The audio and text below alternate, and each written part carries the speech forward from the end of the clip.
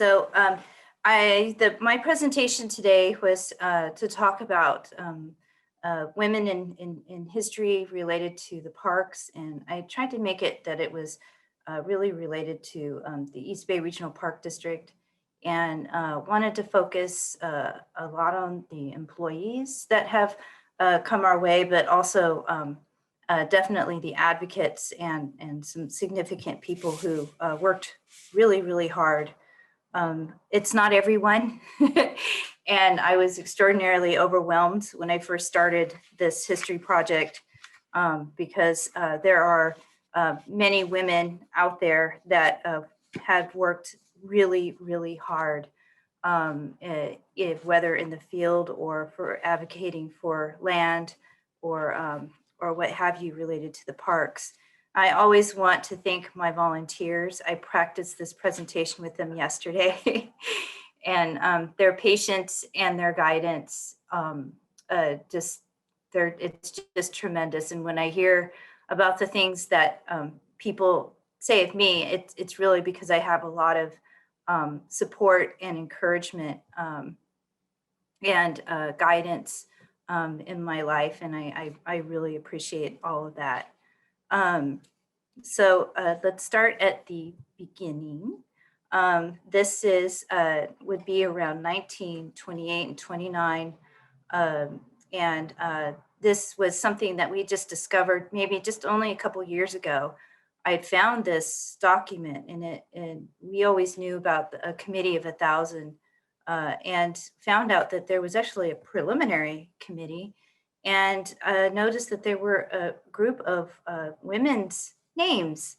And I didn't know them other than Aurelia Reinhardt, and we all know her more now because we've renamed Reinhardt Redwood Regional Park now.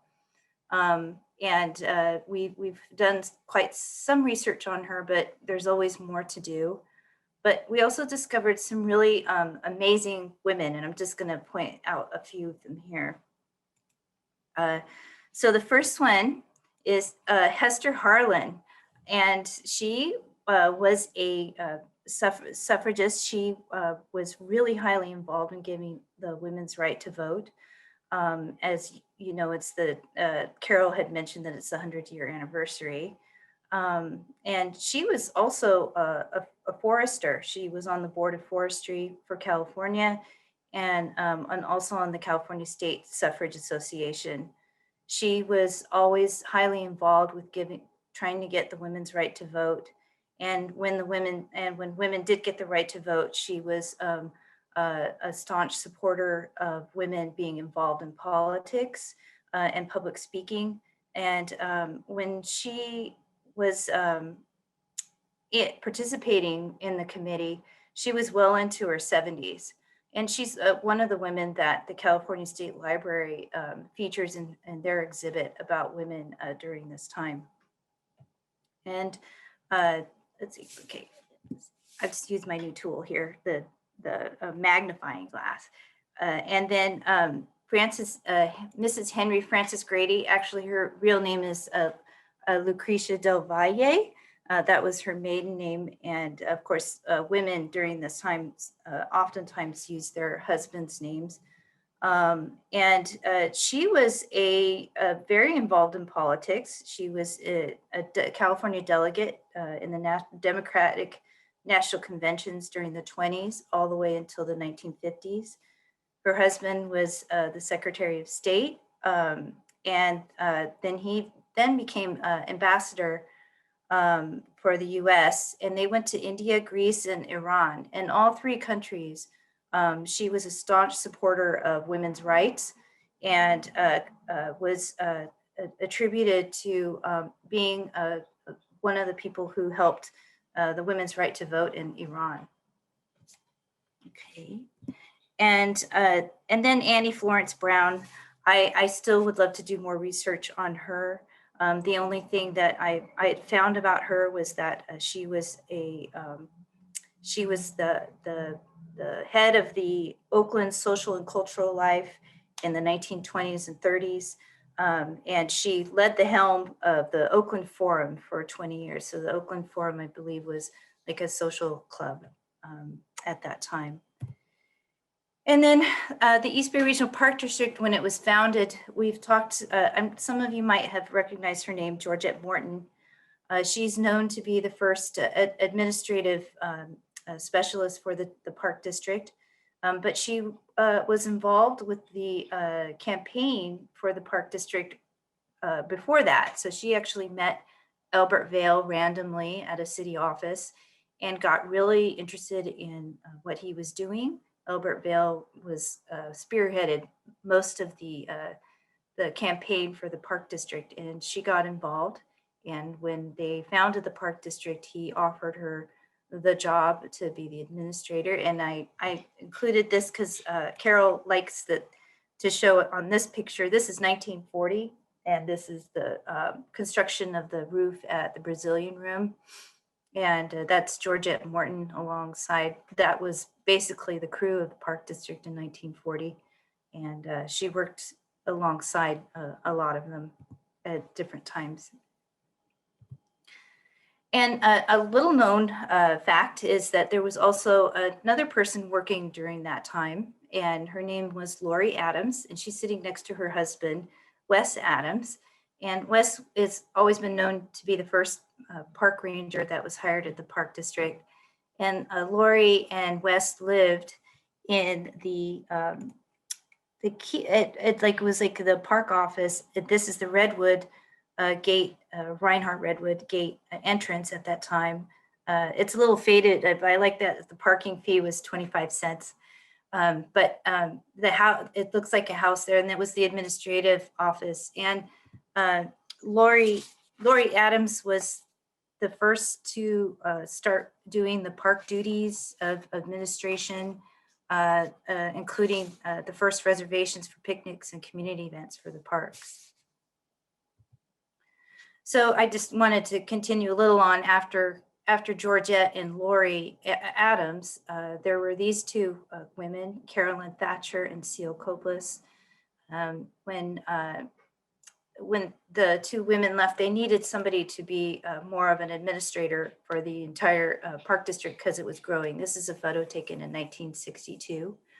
And so they hired Carolyn Thatcher to be that administrator. And then Seal Koblis was hired to be the assistant to the general manager. And they both worked at the district for many years. Marianne Danielson, she was the first to lead interpreter programs at Tilden Park, and she was around during the 1940s and 1950s, along with Jack Parker. And she was, I have many pictures of her leading youth programs there at Tilden. And then it wasn't until the 1970s that the park district started really bringing women on board that were highly educated and had experience, previous experience with different parks, mainly the National Park Service. And some of those people, like Margaret Kelly, that's a very early photo of her from the 1970s, and she started out at Coyote Hills, and she later grew into becoming a supervising naturalist, and then she was the first interpretive services manager for the park district. Linda Yamoto and Joanne Dean Fremier are both early hires. Linda started a lot of the children's programs at Tilden that are still around today, and Joanne Dean Fremier, we think she was the first female hire for the naturalist positions. And then Carlene Bruins, who was also hired during this time. And she was the first African-American woman hired at the park district and hired in her position. She was here for about 5 years, and then she moved on to the Mid-Peninsula open space, and she took on a lot of leadership positions there. And of course, a big shout out to Bev Ortiz and Tracy Parent, or her maiden name was Gibbons at the time. Both people are an inspiration to me too, because I still know them and talk with them. And they really helped start the programs there at Black Diamond Mines. And of course, Tracy continues on to do that. And as we know, Bev Ortiz became the Cultural Services Coordinator and has just recently retired. All of these women, with the exception of Joanne and Marianne and Carlene, were supervising naturalists and really did a lot of leadership in their programs. And then I also wanted to make a shout out to Coyote Hills and the cultural heritage that of the Ohlone that really grew out of that park, and of the naturalists that were there, and with hiring of Ruth Orta, who was, they called her an intern, but she really helped with the consulting on the Ohlone heritage, with the gathering of the Ohlone peoples. And she's also part of her family. She really wants to push the history and the heritage of Native American culture. And the Coyote Hills has been a really great place to grow that. And also to recognize Jan Southworth, who her and her husband, Norm Kidder, really grew that program there, and the development of the cultural sites at Coyote Hills. So moving on, this is Rachel Mcdonald. She was the park supervisor at Reinhardt Redwood. And I just like this picture to move on to the operations part of the park district. And this is probably around the late 1970s. And the park district also saw the hiring of a lot of women in entry-level positions as park rangers and lifeguards.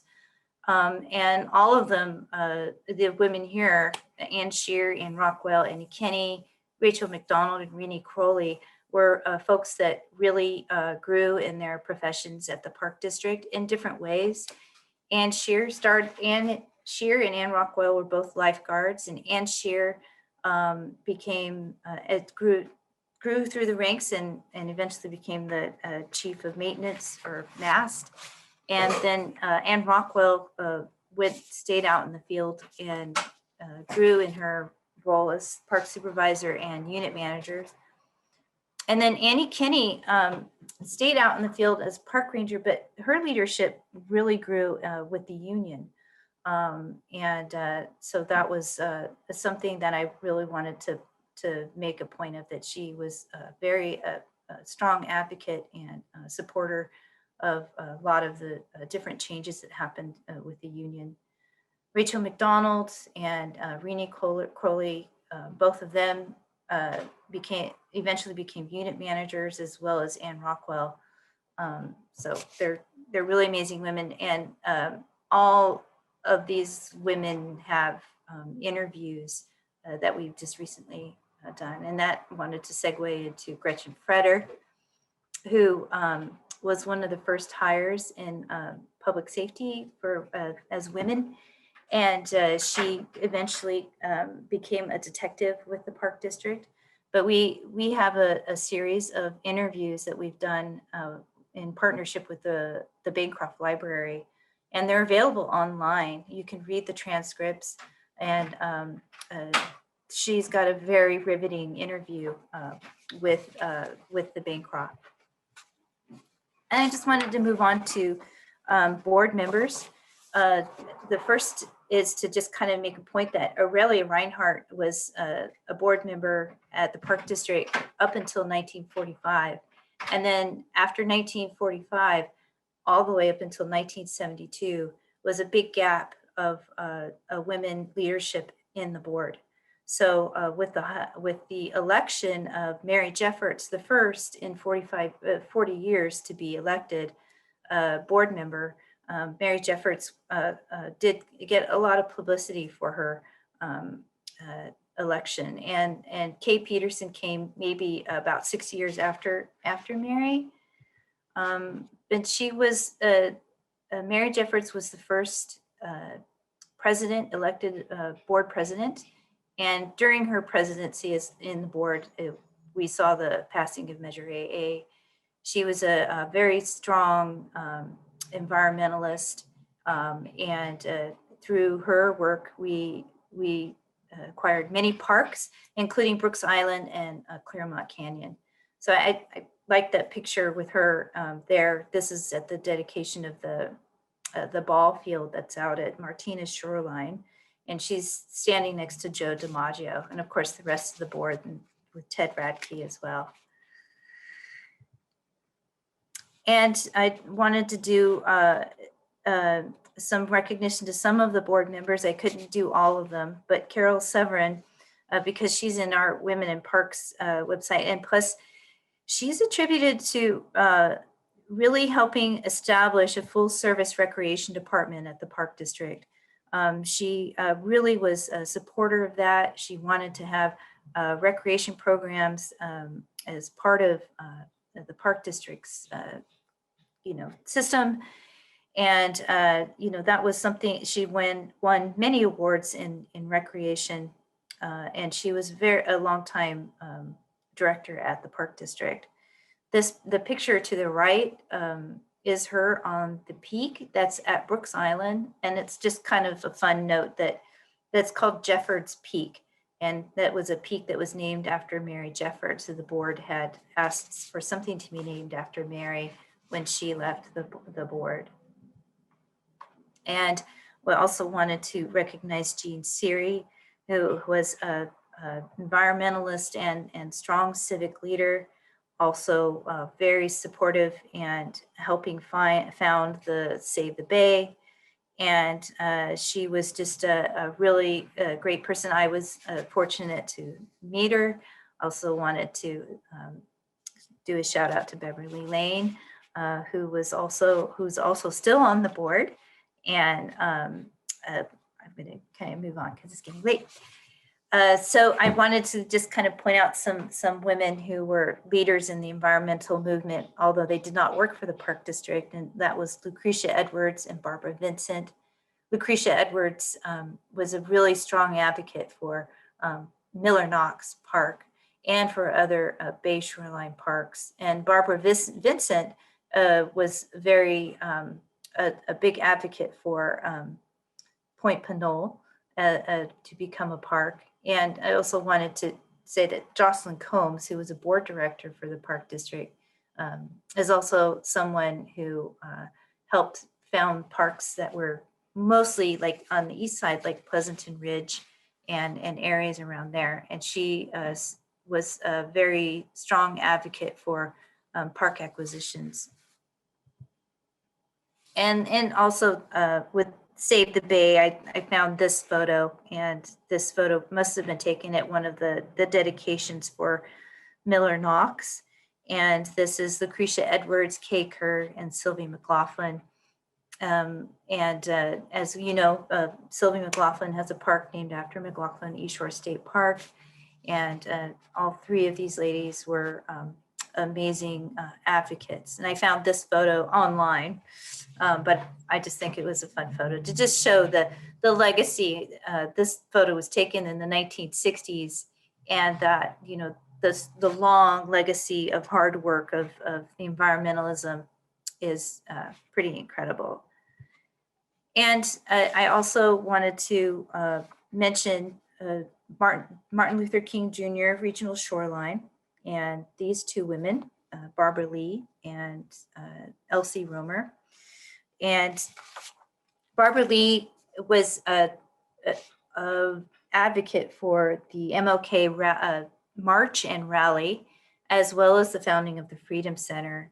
And the MLK Freedom Center was used to be at MLK Shoreline. It's not anymore.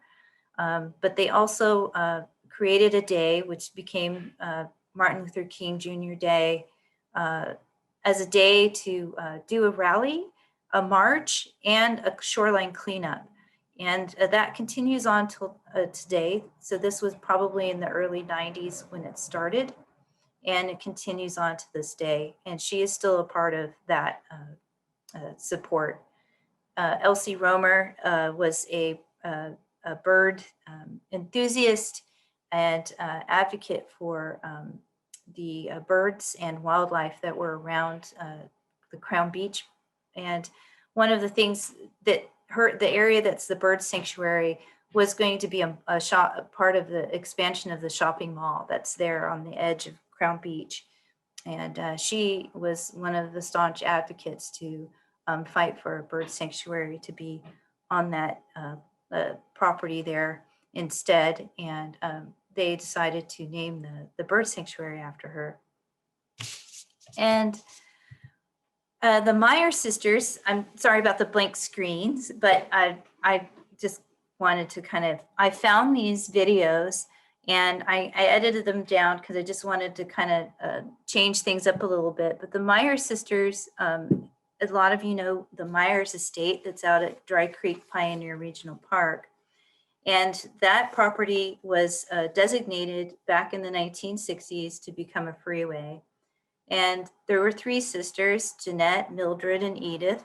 And the three of them, mostly Jeanette and Mildred, started asking to see if this could become a regional park. And it did, and it protected the land. It was about 1,200 acre property. And I'm gonna play these videos for you. And what the video on the left is going to be an interview with them. And the video on the right is actually an historic video that we found of them enjoying the Alameda Creek back in the 30s or 40s. Could you tell us something about this land and how it came to be? Well, it came from our grandfather in the early days, 1852. He came to California and he bought it in 1883, wasn't it? 1883. Yes. Mm-hmm. Settled in Union City. Quite had vision of all of this land. What do you think about it now being a park? Oh, we're delighted. We think it'll be fine. We wouldn't give it if we hadn't wanted to. And then I just wanted to mention a few other women in planning and land acquisition. And Nancy Wenninger was a land acquisition manager, and she started that role in the year 2000. And she really helped grow the acreage and led that growth district-wide. She's attributed to growing more than 21,500 acres during her tenure at the Park District. Nancy eventually became AGM of land acquisition when when Bob Doyle became the general manager, and she retired in 2012. I also just wanted to do a quick shout out to Diane Althoff, who was a chief, and these women, Jocelyn Royale, Karen Parsons, and Maxine Turner, were in the planning department.